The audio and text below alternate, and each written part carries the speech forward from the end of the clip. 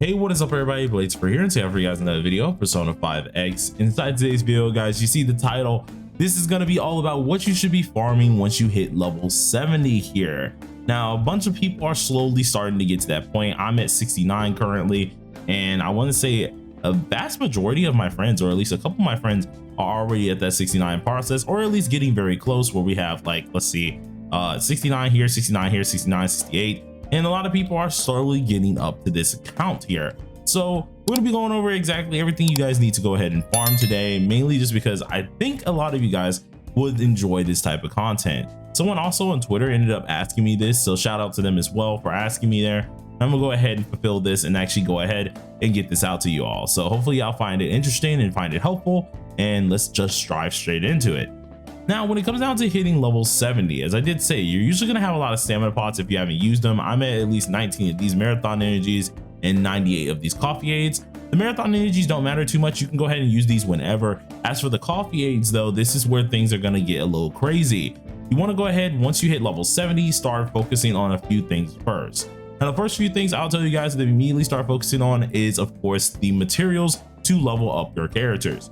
I would advise you guys to try and level up 2 whole teams, or at least a whole team here, the one that you use the most. Now, currently, the one that I'm going to be investing into is going to be MAKOTO, because she is a heavy hitter, and of course her team is fairly easy to make. It would be end up her. They'll have Leon. Most likely I'm bringing in, of course, Bino, and then I need to do a what's it called, a navigator of that choice. Now, the navigator that I'm going to be choosing is, of course, going to be Puppet, because she can go into other teams. Now, the other team that I'm going to be trying to get up immediately is going to be my fire team, because they are extremely helpful for clearing a lot of things. So that's going to be pertaining to going to have cattle, and then I'm going to be bringing the man Soy. Reasoning for this is because just in case I want to under clear, or at least under like level clear things when it comes down to like Palace 3, I'll be able to do so, and this will be very, very easy. So first things first, get up at least around 7 characters. The reason why I say 7 is because, to be honest, you do want to use Okion to some extent, but if I'm being so honest with you, you can kind of leave her at level 70. She doesn't have to be level 80 automatically, especially since we're getting another navigator down the line very, very soon. So about 7 characters is decent enough, because that's, of course, 4 whole characters for your first team and 3 extra characters that you can use, with Puppet being kind of that in-between type navigator.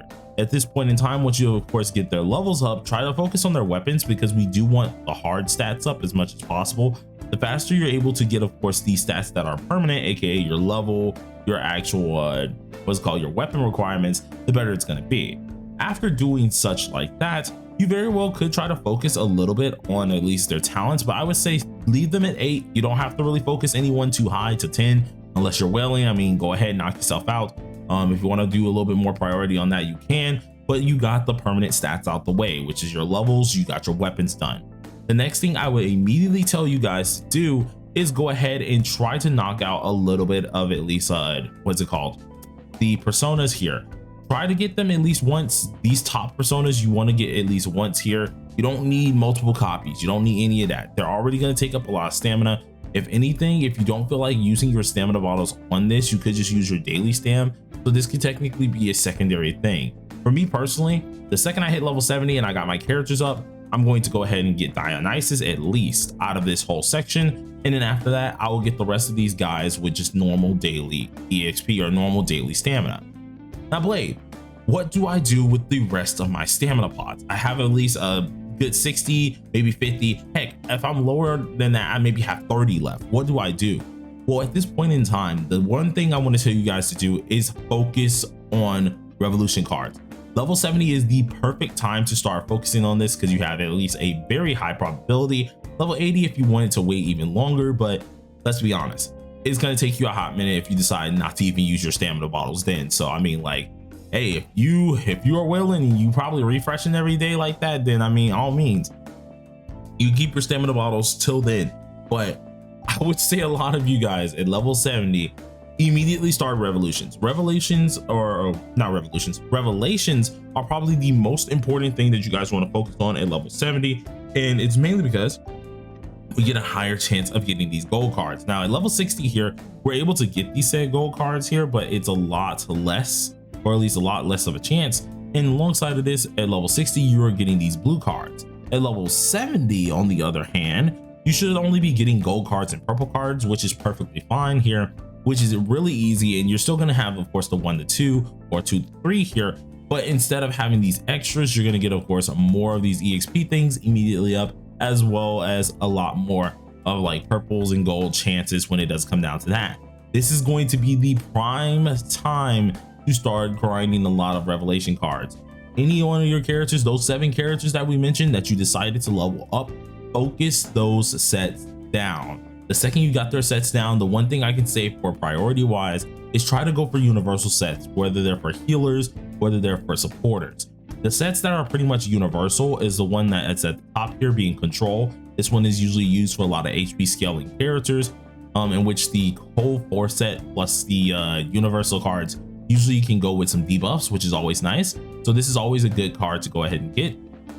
Another set that you guys could hardcore focus on if you really wanted to would end up going ahead and going to prosperity. Prosperity is another one of these sets that are absolutely amazing, which decreases damage taken by 8% here, and then this will allow you to fill your highlight gauge. A bunch of characters use this set, including CHORD, who's going to be coming out later on. The good part about this is if you did decide to pull for, of course, MAKOTO Nijima, you can then grind her card set out as well. So it's kind of beating 2 things with 1 stone here if you decided to farm this first, which is actually really, I would say this is probably the most important one to farm first, because especially if you pull from MAKOTO and got them, both Vino and MAKOTO can use this bottom one. Of course, Vino would technically want to use the control one more often because she is a supporter, but she very well, if you wanted to use her as a DPS as well, she could use this bottom one as well as one of her actual selections. So this is going to be a good one. Go ahead and pair these 2 up with it, so you can use different supports with this, and then of course you can go ahead and go over here and get a support from here.